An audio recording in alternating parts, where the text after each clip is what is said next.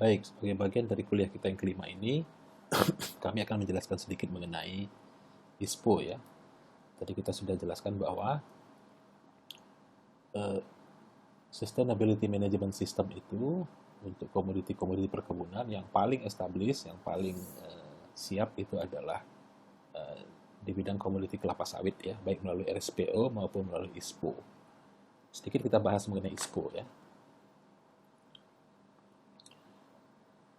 ISPO ini adalah kebijakan pemerintah Indonesia ya. Dalam hal ini adalah Kementerian Pertanian untuk meningkatkan daya saing minyak sawit Indonesia di pasar dunia dan juga ikut berpartisipasi memenuhi komitmen dari pemerintah kita dalam hal ini Presiden untuk mengurangi emisi gas rumah kaca ya, GRK serta memberikan perhatian terhadap masalah lingkungan. Ini adalah jawaban atau respon kita sebagai pengusaha, produsen untuk merespon isu-isu lingkungan yang menjadi concern atau menjadi klaim atau tuduhan dari dunia internasional ya, bagaimana kelapa sawit itu memberikan efek GRK yang cukup tinggi katanya. Nah, pelaksanaan ISPO dilakukan dengan memegang teguh prinsip ya. Prinsip apa? Prinsip pembinaan dan advokasi serta bimbingan ya kepada dunia usaha. Dalam hal ini adalah perkebunan kelapa sawit, baik itu perusahaan maupun petani. Ya, dan ini adalah tugas pemerintah. ISPO adalah sertifikasi, ya, nanti bentuknya adalah sertifikasi. Ya, ini adalah tuntutan perdagangan internasional yang dilaksanakan sesuai ketentuan internasional, ya, yang antara lain dimenuhi Kaidah International Standard Organization atau ISO. Ya. Di Kementerian Pertanian akan melaksanakan penilaian untuk sertifikasi ISPO secara transparan dan independen.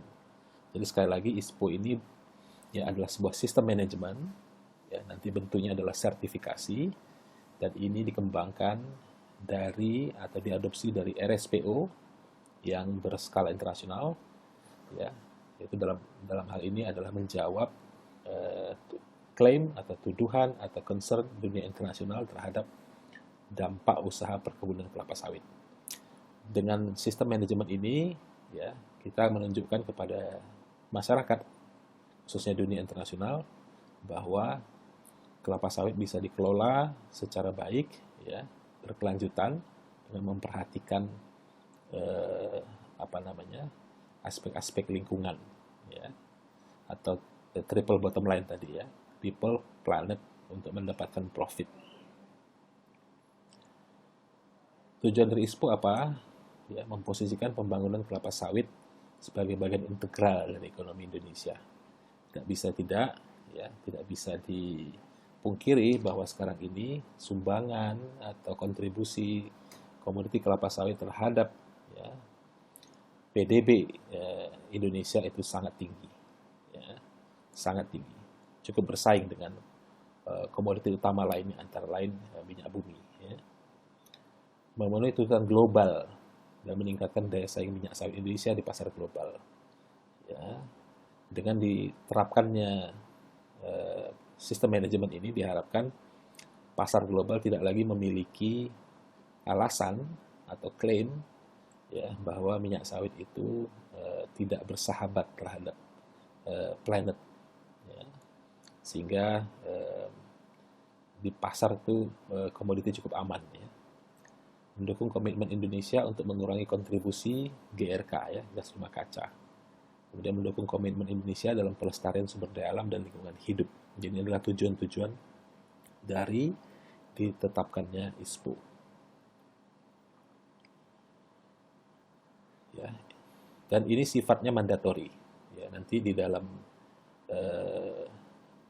permentan yang juga kami lampirkan di dalam materi kuliah kelima ini, nanti para mahasiswa bisa melihat ya ada satu prinsip mandatori di sana ya, meskipun tetap ada ruang di mana penerapannya sukarela, yaitu khususnya kepada petani plasma dan petani sukarela. Tapi untuk perusahaan ya, baik yang mengelola kebun maupun yang mengelola kebun dan pabrik serta yang mengelola industri hilir dari produk sawit itu wajib menerapkan ISPO. Ya. ISPO mempunyai, dengan demikian ISPO mempunyai sistem hukum yang kuat, ya, karena diatur oleh Permentan, yang didasari oleh Undang-Undang Perkebunan. ISPO merupakan bukti kepatuhan pelaku usaha perkebunan untuk melakukan usaha sesuai ketentuan perundangan yang berlaku di Indonesia. Ya. Komitmen pengusaha untuk menerapkan pembangunan kelapa sawit berkelanjutan, sustainable palm oil. Nah, apa benefit dari itu, dari ISPO ini? Ya, kita bisa lihat, ya, social, economic, ya, termasuk corporate reputation and management, governance, tata kelola, dan environmental. Ya, ini adalah benefit yang bisa diperoleh pengusaha apabila menerapkan ketentuan-ketentuan itu. Ya. Environmental jelas sekali, ya, reduction dari CRG tadi, ya, emisi rumah kaca tadi, ya. Kemudian greater awareness, ya, ada kesadaran yang lebih tinggi, ya, kemampuan untuk diassess, ya, untuk dinilai, ya, karena kita punya kriteria dan kriteria itu bisa menjadi indikator penilaian, ya. Kemudian juga the judicious, ya. Judicious ini adalah kita bahwa perusahaan yang menerapkan itu memiliki keterikatan kepada hukum, ya. Di bidang tata kelola, ya, ada systematic documentation, ya. Jadi dokumentasinya itu jelas dan akses, ya, kepada informasi.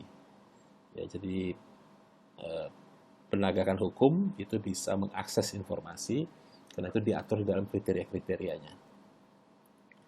Improve compliance, ya, meningkatkan kepatuhan terhadap regulatory requirements, ya, kepada aturan dan hukum, ya. Kemudian di corporate reputation ini jelas, ya, dengan itu kemudian perusahaan yang telah melaksanakan pengelolaan kelapa sawit lestari atau ISPO ini kemudian meningkat corporate image dan reputasinya, ya. Kemudian di bidang sosial itu, ya, change in mindset and attitude of staff and workers, ya. Jadi cara berpikir dari SDM, dari staff kita juga itu mindsetnya itu berubah, ya, bahwa sekarang mengelola itu tidak boleh lagi sembarangan. Ada kriteria-kriteria, ada ketentuan-ketentuan yang harus dipatuhi, ya, yaitu yang menuju kepada sawit lestari tadi, ya.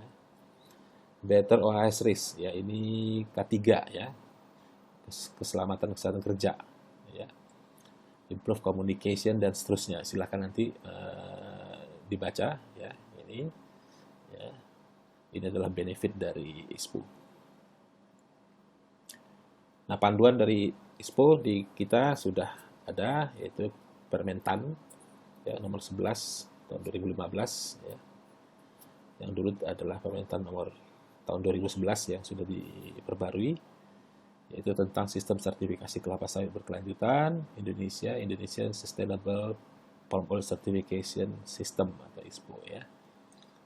Nanti di dalam bagian dari materi perkuliahan ini kami lampirkan nanti permentannya dan sudah kami beri tanda-tanda di sana untuk menjadi stressing, ya, para mahasiswa untuk melihat, ya, bagaimana di dalam peraturan itu prinsip-prinsip berkelanjutan itu khususnya yang berkaitan dengan manajemen lingkungan sosial itu di mana letaknya di dalam aturan-aturan itu, ya. Jadi ISPO ini mengatur, ya, untuk perusahaan perkebunan baik yang hanya mengelola kebun dan juga terintegrasi dengan pengolahan, ya, juga yang terintegrasi dengan pengolahan dan energi terbarukan, ya. Jadi untuk perusahaan-perusahaan yang mengelola kebun, pabrik dan pabrik untuk menghasilkan energi, ya. Juga dia berkaitan dengan perusahaan-perusahaan yang mengelola, ya, hasil, ya, industri hilir ini, ya, industri hilir, kemudian juga usaha kebun plasma dan kebun petani sukarela, ya. Jadi semuanya diatur di dalam ketentuan ini.